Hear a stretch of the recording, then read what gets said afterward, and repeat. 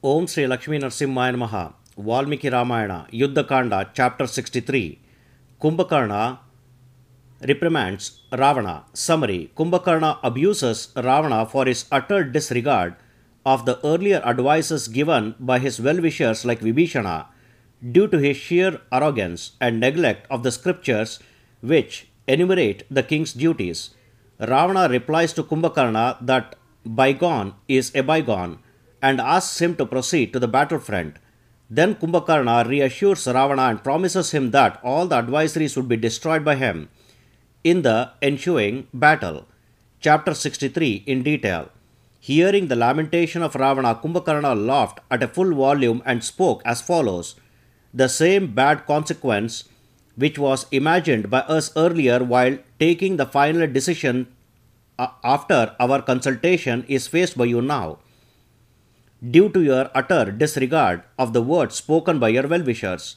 How a doer of wicked deeds indeed falls into damnation, so also a punishment for your sinful act has indeed reached you fast. O Emperor, this course of action was not accepted by you at first. You did not conceive this consequence only because of your sheer arrogance of power. He who, abiding in power, performs duties to be done earlier at a later stage and duties to be done later at an earlier stage, does not know what is right course and what is a wrong course. Action done perversely, regardless of space and time, gets spoiled, like offering oblations without properly making the fire well prepared. He who acts according to an agreement done with his counselors, considering 3 types of duties, by harassing 5 types of means, moves along a right course. A king who wishes to execute an agreement as per law understands it through his own intellect as well as the counselors and discovers it through his friends is on the right course. O King of Demons, a man resorts to virtue or worldly gain or pleasures, or all the 3 together, or a twin combination of virtue and worldly gains, or virtue and pleasure or worldly gains and pleasure, according to an appointed time. That sovereign king or crown prince who, having heard which one is the best out of these 3 but does not keep it in mind, his extensive learning would be in vain. O the foremost of demons, whosoever deliberates with his counselors and resorts to an act of with his counselors and resorts to an act of bestowing gifts or consolation or sowing dissension at appropriate occasions, or exhibits valors or resorts to them altogether, or takes recourse to both right actions and the reverse of it at the right time, or pursues virtue or worldly gains or pleasure at the appropriate time, that intelligent person never confronts a misfortune in this world. A sovereign has to do an act here, looking into his welfare as a consequence, along with his counselors who make their subsistence by their intelligence, and who understands the true state of the things. Men with brutal ideas who are initiated in discussions aspire to tell haughty things without fully knowing the precepts of the scriptures. The words spoken by those who did not know the scriptures, who do not recollect the book dealing with practical life, and who covet for abundant wealth, are not to be implemented. Those men who talk with audacity some inimical things in a friendly way are to be kept out of deliberations, as they certainly spoil the work to be done. Some counselors, colluding with some learned adversaries, spoil their king and make them do wrong deeds. The king should make out those ministers who have been transformed by the enemy to their side through bribery or other things, and are enemies though looking like friends, through their conduct when a final decision is being taken after deliberation. Outsiders find out the fickleness of a ruler who is led away by false appearances, and quickly performs the acts, as birds discover the hole made by arrow of Skanda, the commander-in-chief of gods in the Krauncha mountain.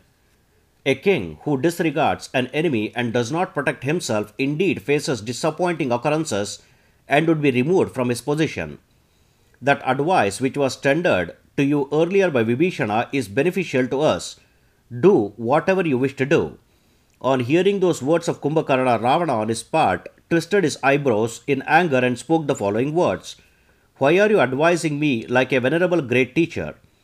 What is the use in getting wearied of your speech? Let a work most befitting of time be performed. Now it is a waste to tell again of that act which was wrongly done before, either by mistake or by an illusion of mind, or by taking shelter in strength and prowess. Let whatever be appropriate at this moment be thought of now. Wise men do not repent over the past. Past is indeed but the past. If you have affection indeed for me, or if you discover your own prowess, and if you think it fit in your heart that my work is to be done very much, you nullify the hardship born out of my wicked conduct by your prowess.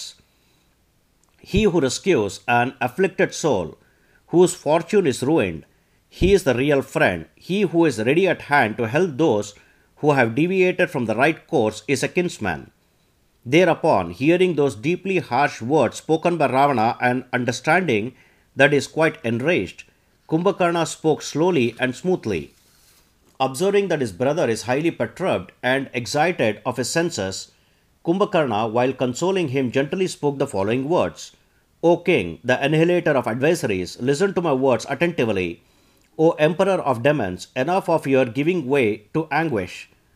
Abandoning your anger completely, you ought to be your normal self again. O king, until I live, this idea should not be formed in your mind: I shall destroy him for whose account you are feeling anguished. O king, in whatever situation you are placed, I have to give certainly a good advice to you. I gave this advice because of a relation and brotherly affection. See that which is to be done at this juncture out of affection by a brother, that is, the destruction of adversaries in battle, will be done by me.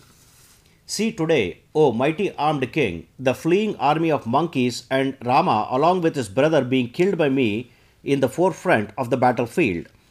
O the mighty armed, be happy by seeing that Rama's head, which I shall bring today from the battle. Let Sita be unhappy. Let all those demons in Lanka whose relatives have died in battle witness the death of the most beloved Rama today. Today I shall do the act of wiping off tears of demons who have been afflicted with grief and lamenting because of the destruction of their relatives in combat by the adversaries. See today in battle the mountain-like Sugriva, the king of monkeys, looking like a cloud illuminated by the sun, thrown about, dissipated. O faultless Ravana, why are you agitated now, when you are being consoled by those demons and by me, who are desirous of killing Rama? O king of demons, Rama will indeed kill you only after killing me. On that account I do not regret for myself. O Ravana, having unequal prowess and the annihilator of enemies, you can command me even now as you wish. No other person need to be sought for a dispatch to the battle. I can destroy your enemies who have a great strength. I can engage in combat with all those persons, whether he is Indra or Yama or the fire god to the wind god or even Varuna. Indra also get frightened of me, having a mountain-sized body wielding a sharpened pike, having pointed tusks, and even as I roar. Even otherwise, no one can stand alive in front of me who is even weaponless and smashing the enemies by my strength alone. Without using a javelin or a mace or a sword or sharp arrows, I myself, and getting excited, can kill even Indra with my bare hands. If Rama today survives even after facing the rapid blows of my fists, then my flood of arrows will drink the blood of Rama.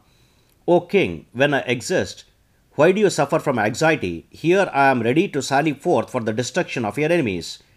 Be free from the terrific fear of Rama. In the battle I will kill Rama, Lakshmana, the mighty Sugriva, and even Hanuma, by whom the city of Lanka was burnt off and the demons were killed. I shall devour the monkeys in battle, which is near at hand. I wish to contribute a tremendous and extraordinary reputation for you.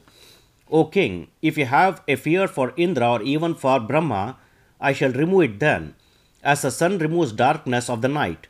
When I am enraged, even celestials will lay down on the floor. I shall extinguish even Yama, the god of death. I shall devour the fire god. I shall cause the sun along with the stars to fall asunder on the floor. I shall kill Indra. I shall drink away the ocean. I shall crush the mountains into a powder. I shall tear up the earth. Let all the living beings being devoured from all sides see today the prowess of Kumbhakarna, who slept for a long time. The entire heaven is not enough for my food. I am going to bring you happiness, conferring you a delight by destroying Rama. Having killed Rama along with Lakshmana, I shall devour all the chief of army of monkeys. O king, you make merry today and drink wine. Throw away your agony and perform your usual duties, while I send Rama to the world of Yama, the god of death. Sita will be subservient to you for a long time.